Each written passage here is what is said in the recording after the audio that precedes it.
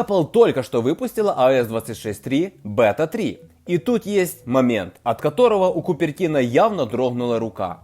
iPhone теперь официально помогает перейти на Android. Да, это не шутка. Apple продолжает дорабатывать iOS 26.3 и iPadOS 26.3. И третья бета для разработчиков — это уже почти финальная версия системы. Судя по темпам, релиз для всех пользователей ожидается в феврале, а значит глобальных изменений больше не будет. Но даже без революций тут есть очень важные нововведения.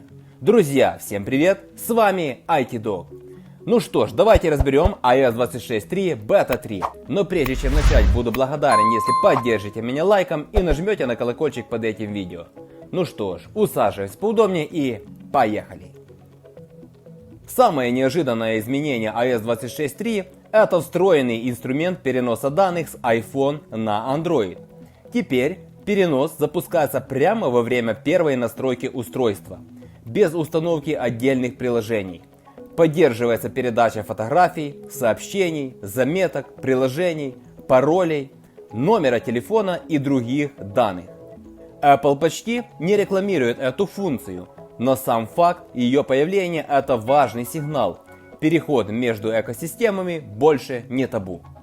Параллельно в iOS 26.3 Beta 3 появился новый параметр приватности, который ограничивает точность геолокации, доступной мобильным операторам.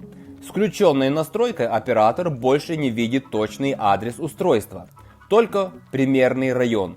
Качество связи при этом не ухудшается, а экстренные службы по-прежнему получают точные данные. Важно, что это ограничение касается только операторов и никак не влияет на работу геолокации в приложении. Но есть ограничения. Новая функция приватности работает только на устройствах с моделями Apple S1 и S1X. Это iPhone Air, iPhone 16e и iPad Pro на чипе M5 с поддержкой LTE или 5G. Кроме того, функция зависит от оператора и на данный момент доступна только в США, Великобритании, Германии и Таиланде. Почему так? Скоро узнаем. Помимо новых возможностей, Apple также доработала стабильность системы, анимации и общую отзывчивость интерфейса. Это не обновление ради эффективных фишек, а апдейт ради комфорта. И именно такие версии iOS обычно становятся самыми классными в повседневном использовании. В итоге iOS 26.3 Beta 3 выглядит как тихое, но стратегически важное обновление. Меньше жесткой привязки к экосистеме, больше реального контроля над личными данными и, наконец, стабильная, предсказуемая работа iPhone на iOS 26.